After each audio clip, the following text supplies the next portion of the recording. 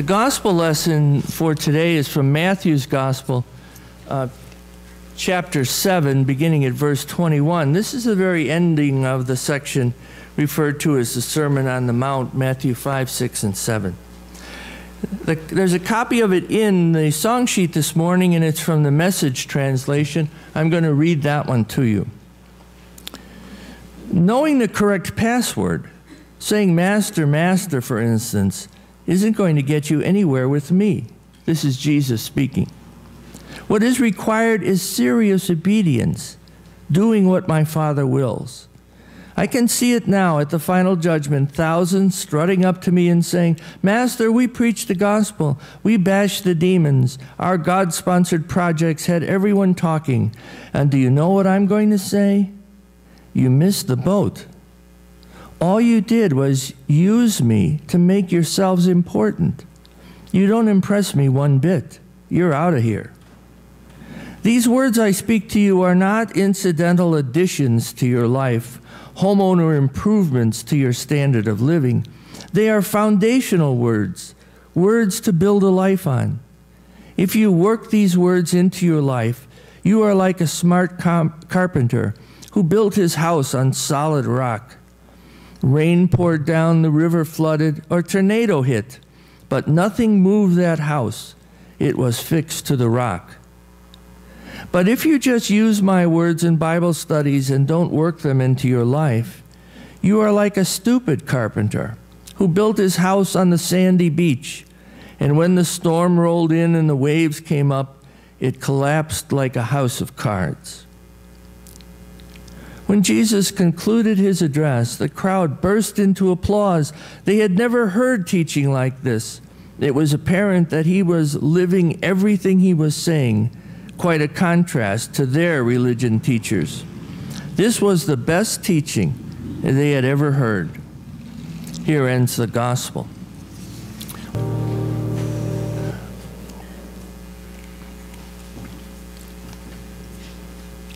For many years when I worked at the youth center, I also used to do workshops for various educational organizations through the Continuing Education and Professional Development Center at Fitchburg State College.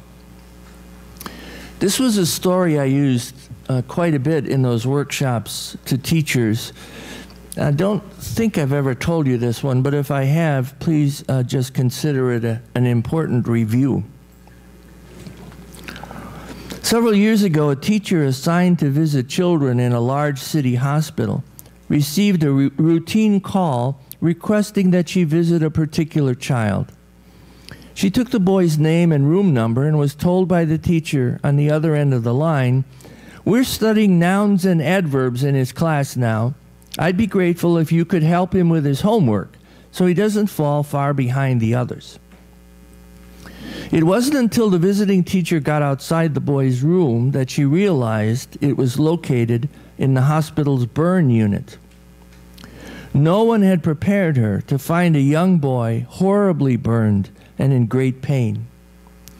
She felt that she couldn't just turn and walk out, so she awkwardly stammered, "I'm the hospital teacher, and your teacher sent me here to help you with nouns and adverbs." The next morning, a nurse on the burn unit asked her, "What did you do to that boy?" Before she could finish a profusion of apologies, the nurse interrupted her. "No, you don't understand. We've been very worried about him. But ever since you were here yesterday, his whole attitude has changed. He's fighting back, responding to treatment. It's as though he's decided to live." The boy later explained that he had completely given up hope until he saw that teacher. It all changed when he came to a simple realization. With joyful tears, he expressed it this way: they wouldn't send a teacher to work on nouns and adverbs with a dying boy, would they?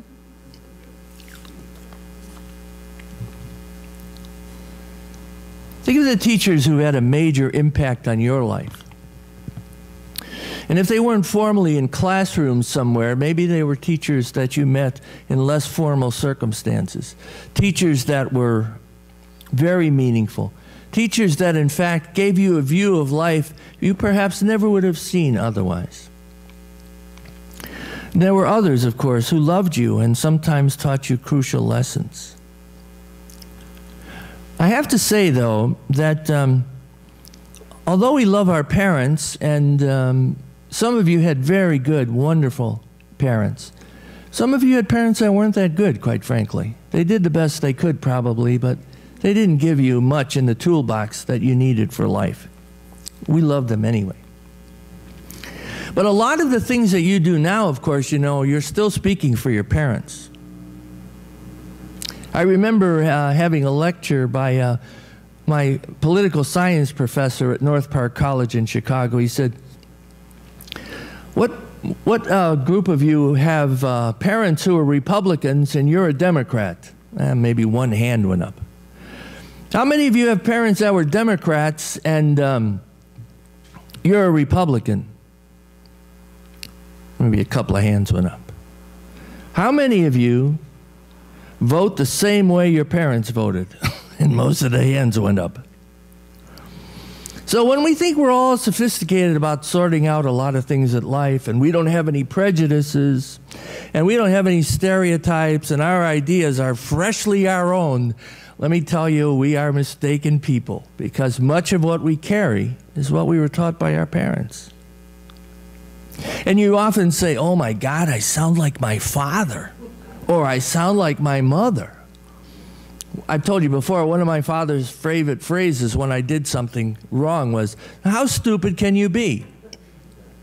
The first time I said that to one of my kids, I went, oh no, this is bad. This is very bad.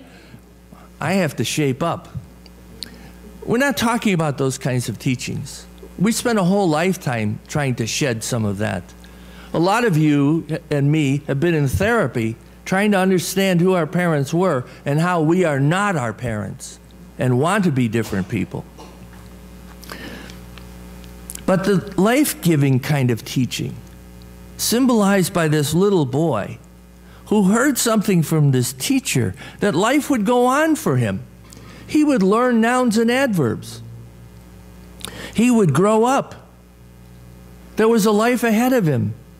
And his teacher expected him to do his homework. Therefore, he had hope. Some teachers transform life with the most powerful lessons we have ever learned. And that's why Jesus is called a teacher. Maybe not a teacher, but the teacher for those of us of the Christian faith. And Matthew 5, 6, and 7, those 3 chapters, perhaps are his greatest teaching. One theologian said in a book that I read, if a person only knew those 3 chapters of the gospel, only understood them, and only took those 3 chapters to heart, this would be a great Christian human being. But you know, when you read today's lessons, it's kind of serious, because it's directed at you and me, as well as the people Jesus was talking to. Jesus we think of as the loving teacher and the one who calls the little children to him. But he's also the judge in this passage. I don't like judges too much. How many of you really like to go to court? How many of you just wait till that time when you can maybe get sued? Then you can go to court and see what that's like. And it looks just like Boston Legal on television. Yeah? If you watch that show, how many of you watch Boston Legal? Oh, you are missing a very bizarre show. Captain Kirk, you know, is one of the lawyers there, William Shatner. And he is a crazy character. Anyway, most of us don't want to be in front of a judge.